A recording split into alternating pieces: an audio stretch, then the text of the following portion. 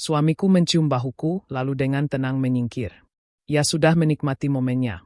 Sekarang ia membiarkanku merasakan apa yang akan terjadi selanjutnya. Ruangan tetap sunyi, tetapi aku merasakan perubahan di dekatku. Mereka sudah siap. Ia mencondongkan tubuh sekali lagi, suaranya rendah dan tenang. Nikmati. Sebelum kita mulai, luangkan waktu sejenak untuk menyukai ide ini dan berlangganan. Cepat, mudah, dan dukungan sederhana Anda sangat membantu pertumbuhan saluran ini. Itu benar-benar membuat perbedaan. Terima kasih telah berada di sini. Sekarang, mari kita mulai. Ia tidak menahan apapun. Tubuhnya menempel erat, larut dalam ritme, napasnya tersengal-sengal setiap kali bergerak. Spray terpilin di bawah kami, basah dan lengket. Kakiku mengencang di sekelilingnya. Aku tidak ingin melepaskannya. Ia menciumku perlahan, intens, seolah ia mencurahkan dirinya ke dalam momen itu. Tangannya tetap kuat di pinggangku, mencengkeram seolah aku akan menghilang jika ia tidak memegangnya cukup erat. Itu semakin memuncak. Fokusnya, usahanya, cara ia memberikan semua yang dimilikinya.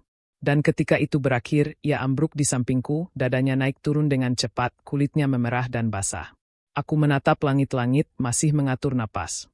Tapi jauh di lubuk hatiku, sesuatu masih berputar, masih membara. Aku menoleh padanya, tubuhku terasa sakit di tempat yang tepat. Sekali lagi, bisikku, matanya perlahan terbuka. Dia tersenyum lembut dan lelah. Beri aku waktu sebentar. Dia mencoba. Dia benar-benar mencoba. Dia mencium bahuku, menggeser ujung jarinya di sepanjang tulang punggungku, berguling, kembali ke ruang di antara kami, kali ini lebih lambat, bibirnya menekan leherku. Aku menyambutnya lagi, menyesuaikan gerakannya, tetap bersamanya, mendorongnya dengan tubuhku. Tapi aku bisa merasakannya, keraguan dalam ritmenya, bagaimana napasnya mulai tersengal-sengal, kekuatannya melemah, otot-ototnya berjuang untuk mengimbangi. Tetap saja aku memeluknya erat, mencium pipinya, rahangnya, mulutnya. Tidak apa-apa, bisikku. Dia menatapku dengan permintaan dan usaha di matanya. Tapi aku tidak kecewa karena aku mencintainya dan dia sedang berusaha. Dia masih bersamaku, masih hangat, masih dekat. Tapi di dalam diriku, sesuatu yang lain tetap ada. Bukan keraguan, bukan kekosongan, hanya rasa lapar. Bukan karena dia melakukan kesalahan, tapi karena aku tidak pernah selesai. Dia mengungkitnya lagi keesokan paginya. Aku berada di dapur, menyesap secangkir kopi keduaku, masih terbungkus kaosnya dari malam sebelumnya. Dia masuk, rambutnya berantakan, matanya setengah terjaga, tetapi ada sesuatu yang terokus dalam ekspresinya, sesuatu yang belum selesai. Dia bersandar di meja dapur, menatapku terlalu lama sebelum berbicara. Apakah kamu pernah merasa aku tidak cukup? Pertanyaan itu terdengar lebih lembut dari yang kuharapkan. Tidak densi, tidak aman, hanya terbuka, penasaran. Aku menatap matanya. Hitung saja. Dia mengangguk perlahan. Tapi kamu masih lapar setelah ini. Aku bisa merasakannya. Melihatnya. Aku tidak langsung menjawab. Hanya memegang tepi cangkir yang hangat di antara tanganku. Ini bukan tentangmu, kataku akhirnya. Kamu memberiku segalanya. Aku merasakannya. Aku menyukainya. Dia melangkah lebih dekat, tetapi itu masih belum cukup. Aku menatapnya. Benar-benar menatapnya. Tidak ada rasa malu dalam suaranya, hanya kebenaran. Dan mungkin sesuatu yang lain, sesuatu yang lebih dalam yang belum dia ucapkan dengan lantang. Aku menarik napas. Aku tidak menginginkan lebih karena kamu kekurangan. Aku menginginkan lebih karena memang begitu adanya. Dia mengangguk lagi, berpikir. Dan jika ada cara untuk memberimu itu tanpa kehilangan apa yang kita miliki, maukah kamu menerimanya? Aku tidak bergerak. Tidak menjawab, tetapi aku tidak memalingkan muka. Itu sudah cukup. Dia meraih tanganku di seberang meja, jari-jarinya melingkari jariku dengan lembut. Dan meskipun dia tidak mengatakannya, aku merasakannya. Dia sudah memikirkan caranya. 2 hari kemudian, dia pulang kerja dengan 5 pria yang belum pernah kutemui sebelumnya. Tanpa peringatan, tanpa penjelasan. Mereka masuk di belakangnya seolah-olah mereka memang seharusnya berada di sana, tersenyum sopan, mengangguk sambil melepas sepatu mereka, mantel mereka sudah setengah terbuka kancingnya. Aku berdiri di dapur, masih memegang bawang bombay yang setengah terpotong. Makan malam belum siap, kataku. Tidak apa-apa, jawabnya sambil meletakkan kuncinya. Mereka tidak datang untuk makan malam. Kelima pria itu duduk di sekitar meja dengan santai seolah-olah mereka sudah melakukannya ratusan kali sebelumnya. Mereka tidak banyak bicara, hanya komentar-komentar kecil. Pekerjaan, kemacetan, sesuatu di berita, tapi aku merasakannya bagaimana mata mereka terus tertuju padaku. Bukan dengan cara yang kasar, bahkan bukan dengan berani, hanya mengawasi. Dia membuka sebotol anggur, menuangkan segelas, lalu membawanya kepadaku.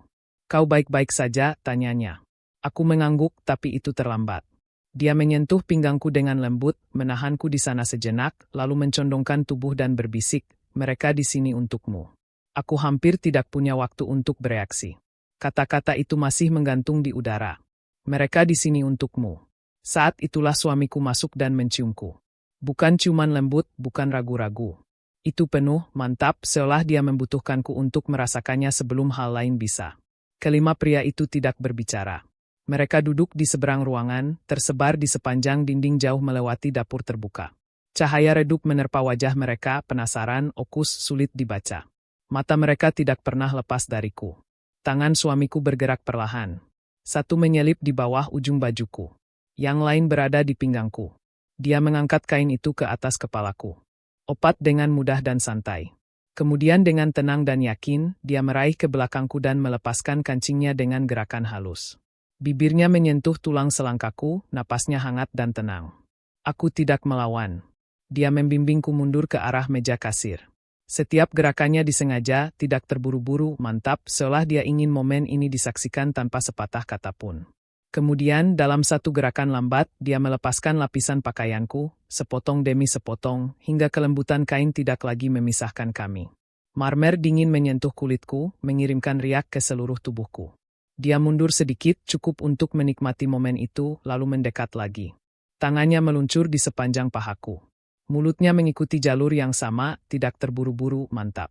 Ketika bibirnya menekanku dengan penuh perhatian, aku menghembuskan napas, bukan dengan tajam, tetapi dengan napas lambat dan tersengal-sengal yang telah kutunggu. Dia tetap fokus, mantap. Sentuhannya tenang, penuh pertimbangan. Dia tidak terburu-buru. Dia tidak sedang berakting. Ada kejujuran dalam cara dia bergerak, seolah dia mencoba berbicara hanya melalui kehadirannya. Aku mempersiapkan diri, tanganku meraih tepi di belakangku. Napasku tertahan saat kehangatan perlahan menyelimutiku lapis demi lapis. Setiap saat menarikku lebih dalam ke dalam keheningan. Aku tidak sedang dipeluk. Aku sedang disaksikan. Di seberang ruangan tidak ada yang bergerak, tetapi aku bisa merasakan tatapan mereka. Kehadiran mereka menggantung di udara, mustahil untuk diabaikan. Suamiku tetap dekat, sepenuhnya larut, tidak pernah sekalipun mengganggu ritmenya. Gerakannya yang mantap membangun sesuatu yang tenang namun tak terbantahkan. Dan kemudian, tanpa berpikir pun, tubuhku sedikit terangkat ke arahnya, seolah gravitasi telah bergeser. Ketika akhirnya dia mundur, dia bangkit perlahan, bibirnya menyentuh perutku, lalu dadaku, lalu lekukan tepat di bawah rahangku. Dia membantuku berbalik, dengan lembut membimbingku untuk bersandar di meja dapur.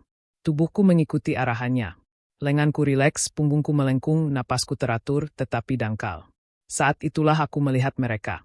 Kelima pria itu, tidak lagi diam, mereka menyesuaikan posisi duduk mereka, jaket mereka tak terpengaruh, postur tubuh mereka berubah. Tidak ada terburu-buru, tidak perlu kata-kata. Energi di ruangan itu telah bergeser, terokus, disengaja, tenang dalam bobotnya. Suamiku bergerak di belakangku. Tangannya kembali ke pinggulku, menenangkanku.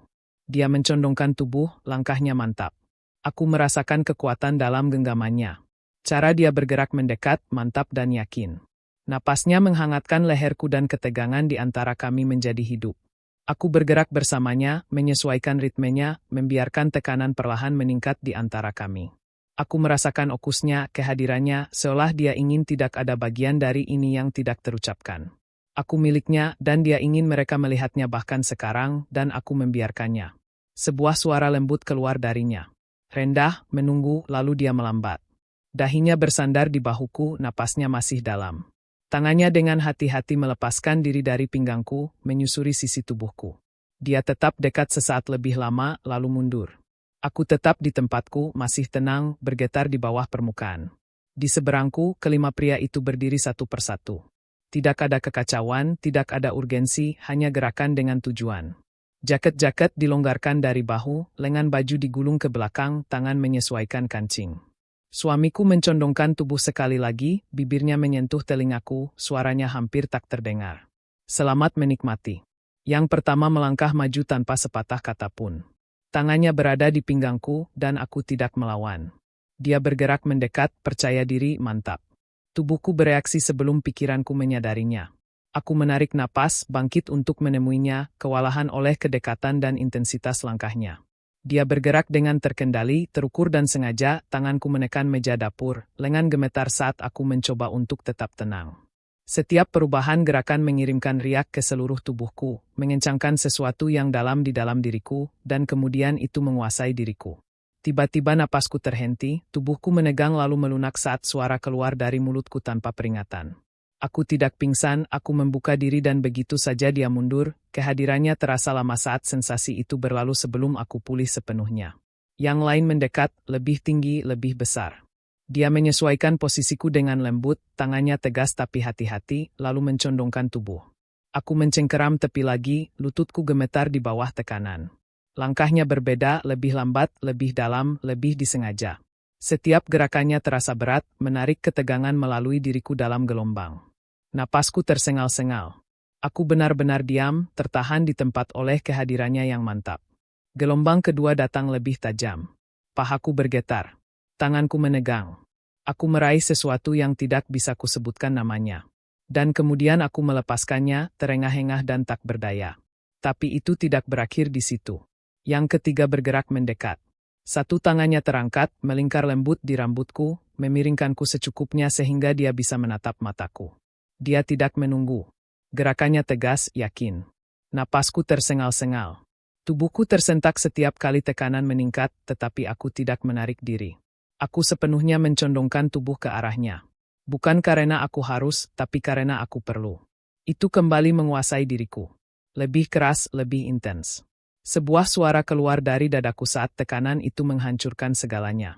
Dia menenangkanku saat aku gemetar dalam pelukannya, membuatku tetap tenang sementara momen itu berlalu. Mereka belum selesai. Yang keempat melangkah masuk, dan kali ini ada lagi yang berdiri di depanku. Ia mengangkat daguku dengan hati-hati, menciumku dalam-dalam, perlahan, lalu menurunkan dirinya ke posisi yang tepat. Aku menyambutnya sepenuhnya. Ia bergerak dengan penuh tujuan. Tidak terburu-buru, tidak dipaksakan. Saat yang di belakangku menemukan ritmenya, yang di depanku mengikutinya, gerakan mereka selaras sempurna. Yang satu menahanku dengan kendali yang tenang, yang lain menanggapi ritme yang kuberikan padanya. Tekanan meningkat dengan cepat, tak tertahankan intensitasnya, dan ketika mencapai puncaknya, aku melepaskannya. Suaranya rendah dan teredam, terperangkap di antara mereka. Saat mereka mundur, yang kelima bergerak ke tempatnya. Tubuhku sudah gemetar, kewalahan, goyah. Tapi aku meraihnya, menyesuaikan ritmenya, membiarkan momen itu berlanjut lagi. Kemudian tanpa peringatan, aku merasakan kehadiran lain di belakangnya, bukan menggantikan, tetapi mendukung, melainkan meningkatkan. Salah satu dari mereka menstabilkan pinggulku. Yang lain menuntun kakiku agar terpisah. Yang ketiga tetap di dekatku, sentuhannya ringan, menenangkanku. Mereka bekerja bersama, bukan sebagai kabur, tetapi sebagai satu arus yang mengalir melalui diriku. Aku tidak tersesat. Aku tertahan, dikelilingi oleh sesuatu yang mantap dan pasti. Napasku tersengal-sengal. Tanganku tergelincir. Suaraku pecah saat ritme di antara mereka mencapai puncaknya. Tidak ada desakan. Mereka bergerak dengan kendali mutlak, dan aku menyerahkan diriku tanpa perlawanan. Salah satu dari mereka mencapai tepat di tempat yang kubutuhkan, memicu reaksi yang tak bisa kutahan. Reaksi itu tidak muncul secara bertahap. Itu menyerang sekaligus. Pelepasan terakhir menghantam seperti kilat. Punggungku melengkung, mulutku terbuka, tetapi tidak ada suara yang keluar. Kekuatannya merambat ke setiap inci tubuhku. Anggota tubuhku lemas. Tubuhku meleleh ke dalam kehangatan yang menahanku. Aku tidak jatuh. Aku sedang digendong. Akhirnya, semuanya menjadi tenang. Ketegangan mereda. Tangan mereka perlahan menjauh. Lembut dan hati-hati. Ruang di sekitarku kembali sunyi. Aku tetap di sana, membungkuk ke depan, napas tidak teratur, kulit memerah, otot-otot lemas, segala sesuatu di dalam diriku berdesir terbuka, penuh, dan akhirnya tenang.